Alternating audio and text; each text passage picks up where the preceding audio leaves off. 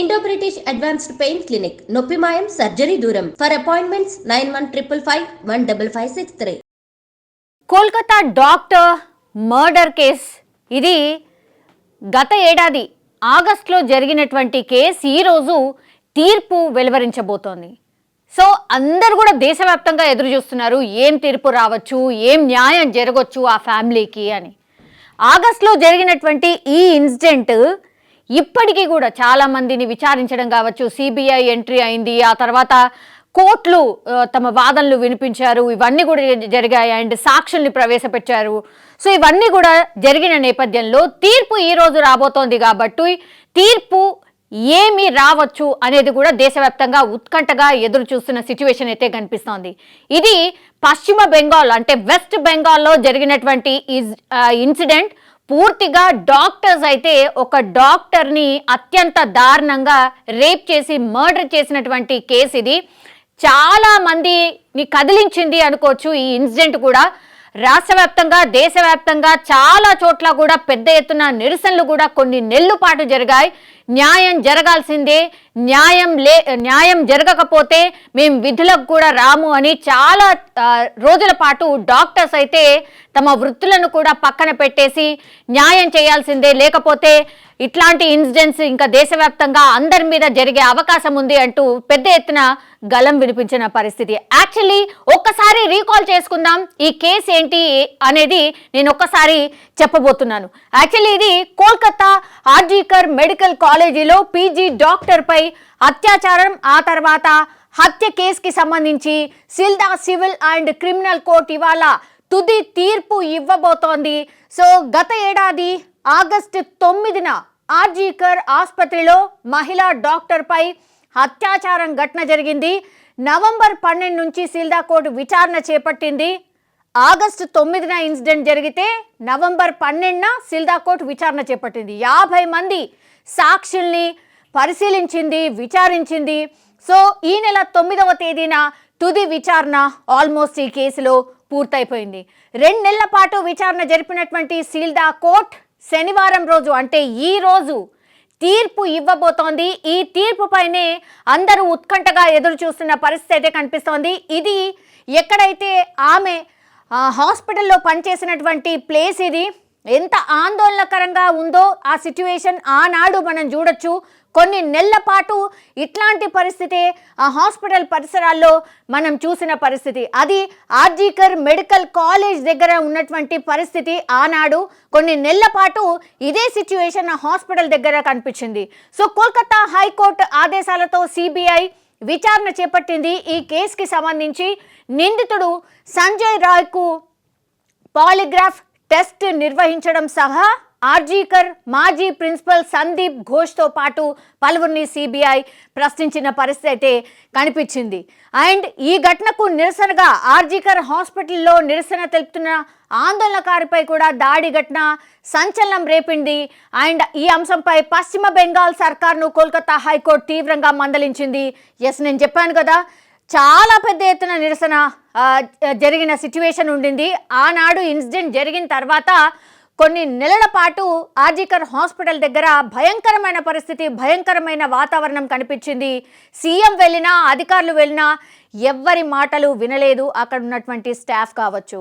So ఈ ఘటనకు ఆర్జీకర్ హాస్పిటల్లో నిరసన తెలుపుతున్న ఆందోళనకారులపై కూడా దాడి జరిగింది. అంటే ఎవరైతే ఇట్లాంటి ఇన్సిడెంట్ తప్పు, మాకు న్యాయం జరగాలని ఇంత పెద్ద ఎత్తున ఆందోళన చేస్తే వాళ్ళపైన కూడా దాడి చేసిన పరిస్థితి కనిపించింది. ఎంత దారుణమో దీన్ని బట్టి అర్థం చేసుకోవచ్చు. సో ఆ క్రమంలోనే ర్యాలీ నిర్వహించారు సీఎం మమతా బెనర్జీ. అండ్ స్వయంగా సీఎంఏ మమతా బెనర్జీ వచ్చి ఇక్కడ ఆ ర్యాలీలో పాల్గొన్న సిచ్యువేషన్ ఉంది. అత్యాచారం కేసులో నిందితులను ఉరి తీయాలి అంటూ తను కూడా డిమాండ్ చేశారు.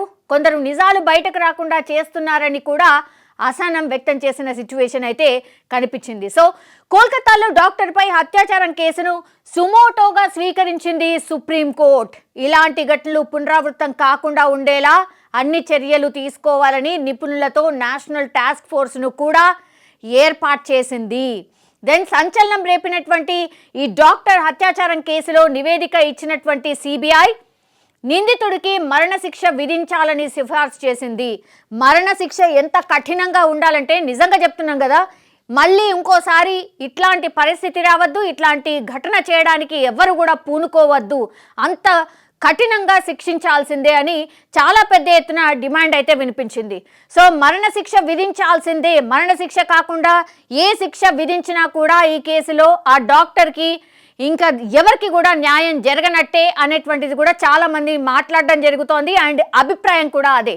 సో సిబిఐ సిఫార్సు చేసినట్టుగా నిందితుడు సంజయ్ రాయ్కు మరణశిక్ష ఖాయమా? మరికొందరు ప్రమేయం కూడా ఉందన్న డాక్టర్ అభయ పేరెంట్స్ ఫిర్యాదు కీలకంగా మారబోతోందా? అత్యాచారం కేసు సహా ఆర్జీకర్లో అక్రమాలపై కూడా సీల్డా కోర్టు సంచలన తీర్పు ఇవ్వనుందా అనే ఉత్కంఠ కొనసాగుతోంది. ఎస్, ఇక్కడ ఇవన్నీ కూడా 3 కీలకమైనటువంటి క్వశ్చన్స్ ఇవి. సంజయ్ రాయ్కు అంటే ఎవరైతే ఈ నిందితుడు ఉన్నాడో, ఈ రోగ్ ఎవరైతే ఉన్నారో అతనికి, ఈ నిందితుడికి సంజయ్ రాయ్కు మరణశిక్ష పడుతుందా లేదా? ఇది ఫస్ట్ క్వశ్చన్, బిగ్ క్వశ్చన్. మరికొందరి ప్రమేయం కూడా ఉందన్న డాక్టర్ అభయ పేరెంట్స్, ఈ పాపం ఎవరైతే విక్టిమ్ ఉండేనో ఆమె పేరెంట్స్ కూడా ఇంకా ఓన్లీ ఈ సంజయ్ రాయ్ ఒక్కడే ఉన్నాడా, లేకపోతే వీళ్ళ వెనకాల ఎవరున్నారు, ఎవరి ప్రమేయం లేకుండా ఇంత పెద్ద ఘటన పాసిబుల్ కాదు అనేది ఈ డాక్టర్ అభయ పేరెంట్స్ కూడా ఫిర్యాదు చేసినటువంటి సిచ్యువేషన్. ఇది కోర్టు పరిగణలోకి తీసుకుంటుందా? అత్యాచారం కేసు సహా ఆర్జీకర్లో అక్రమాలపై, అంటే ఎక్కడైతే ఈ డాక్టర్ అభయకి సంబంధించి హాస్పిటల్ ఉందో, ఆర్జీకర్కి సంబంధించిన హాస్పిటల్, అక్కడ చాలా పెద్ద ఎత్తున అక్రమాలు జరుగుతున్నాయి. సో ఈ అక్రమాలకు అడ్డుకట్ట పడుతుందా ఈ కేసు ద్వారా అయినా? బికాస్ సిబిఐ ఎంటర్ అయింది, సుప్రీంకోర్టు ఎంటర్ అయింది, నివేదికలు తీసుకున్నారు, పూర్తిగా అక్కడ పరిసరాల్ని పరిశీలించారు, లోపల కూడా అందరి అభిప్రాయాలు తీసుకున్నారు. కాబట్టి ఇవన్నీ కూడా కీలకమైనటువంటి క్వశ్చన్స్. ఇవన్నిటిని కూడా పరిగణలోకి తీసుకుని కోర్టు తీర్పు ఇవ్వబోతుందా? అట్లనే అభయ పేరెంట్స్కి సంబంధించి డాక్టర్ అభయ పేరెంట్స్ వాళ్ళ తల్లిదండ్రులు ఒకటి క్వశ్చన్ చేస్తున్నారు. ఆయన ఏమంటున్నాడంటే, ఇవాళ కోర్టులో జరుగుతున్న విచారణకు సిబిఐ తమను పిలవలేదు అంటూ అభయ తండ్రియే ఆరోపిస్తున్న పరిస్థితి. తమ లాయర్ కూడా కోర్టుకు వెళ్ళొద్దని చెప్పారట. సో తండ్రి ఆరోపిస్తున్నాడు, అభయ తండ్రి ఆరోపిస్తున్నాడు. ఎవరైతే వాళ్ళ తరఫున లాయర్ ఉంటాడో ఆ లాయర్ కూడా కోర్టుకు వెళ్ళొద్దని చెప్పారట. దర్యాప్తు ఎప్పటి నుంచి అయితే ఈ కేసు దర్యాప్తు జరుగుతుందో అప్పటి నుంచి కూడా సిబిఐ అధికారులు కేవలం 1-2 సార్లు మాత్రమే తమ ఇంటికి వచ్చారు. విచారణ ఎంతవరకు వచ్చిందని మేము క్వశ్చన్ చేస్తే జరుగుతోందని మాత్రమే చెప్తున్నారు.